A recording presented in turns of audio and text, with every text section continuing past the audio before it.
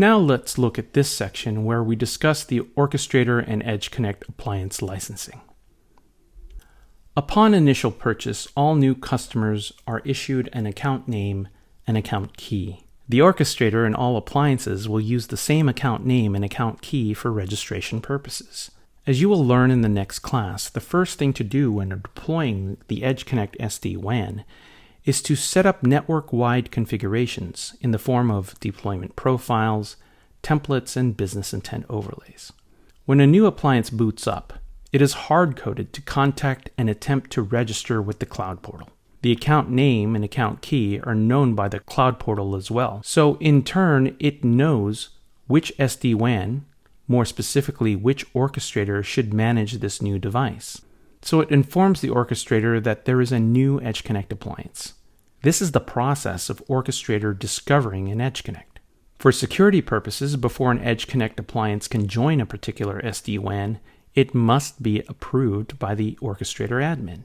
Once approved, orchestrator pushes configurations to the new EdgeConnect appliance, and tunnel connections are automatically orchestrated to all other EdgeConnect appliances in the SD-WAN.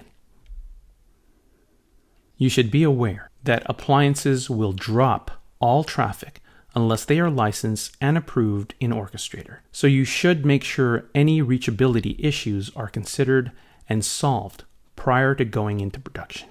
The Orchestrator, once it has registered, polls the Cloud Portal once a minute.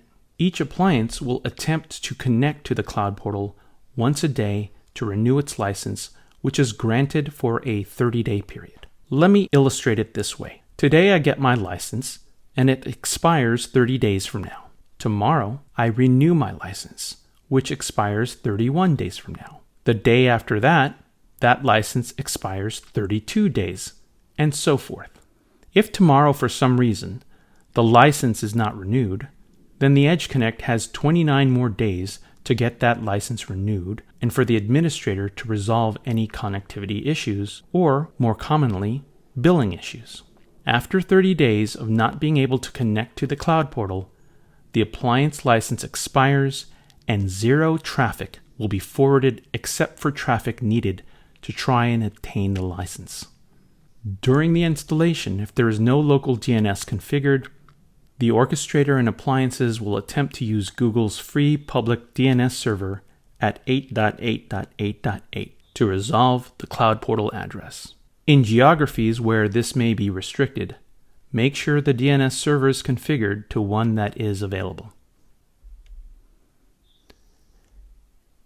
In order for the EdgeConnect to operate, a valid SD-WAN license is required for each appliance. The SD-WAN subscription is sold with tiered licensing. There are two subscription options: Foundation, which has 3 bandwidth tiers, 100 meg, 1 gig, and unlimited, and Advance, which has these 8 listed.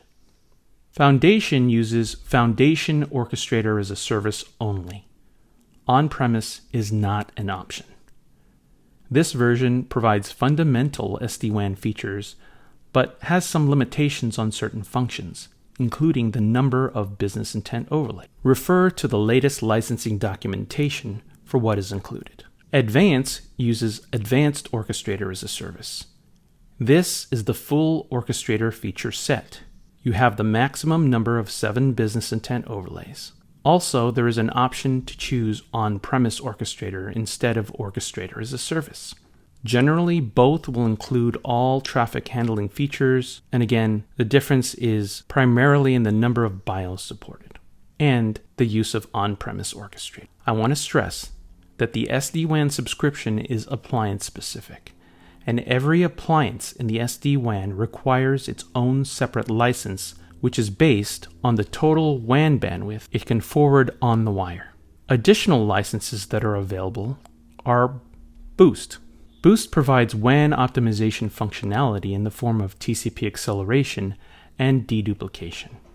Unlike the SD-WAN subscription, Boost license is globally shared and is purchased for the entire SD-WAN. Portions of the Boost license are allocated to individual appliances as desired.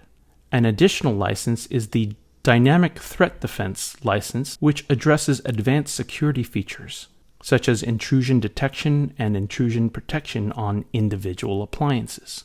A separate license is required for each appliance.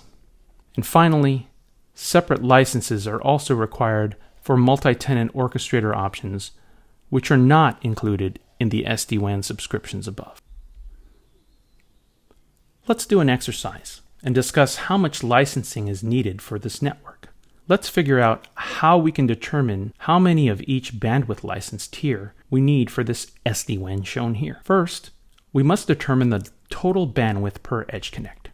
This allows us to determine which bandwidth tiers we need to purchase.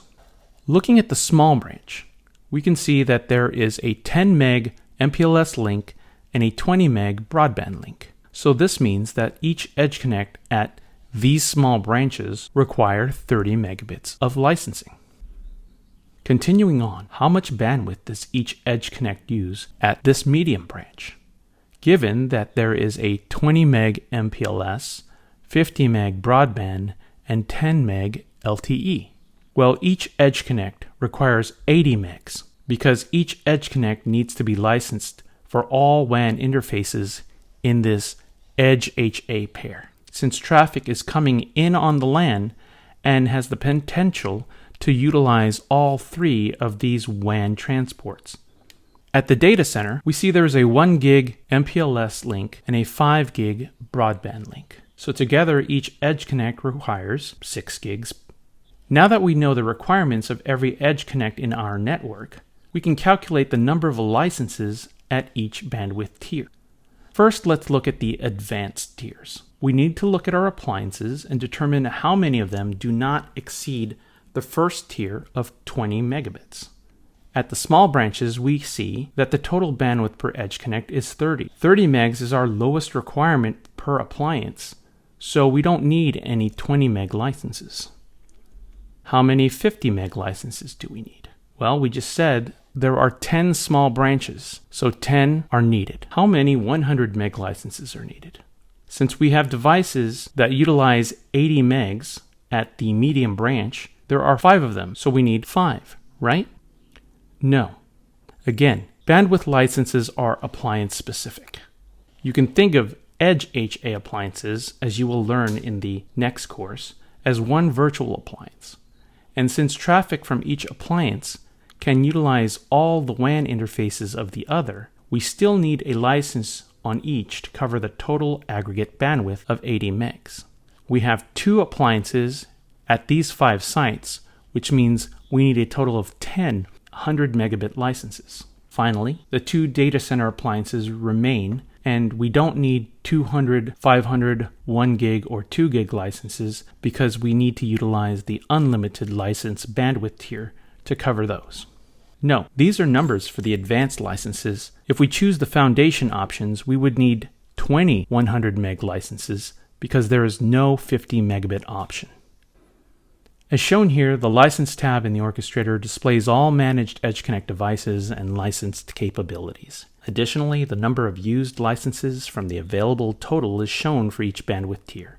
Boost capabilities as well as the expiration dates for the licenses are also displayed. Let's go ahead and look at some review questions to see how much you've learned. In the next module, we'll look at business intent overlays.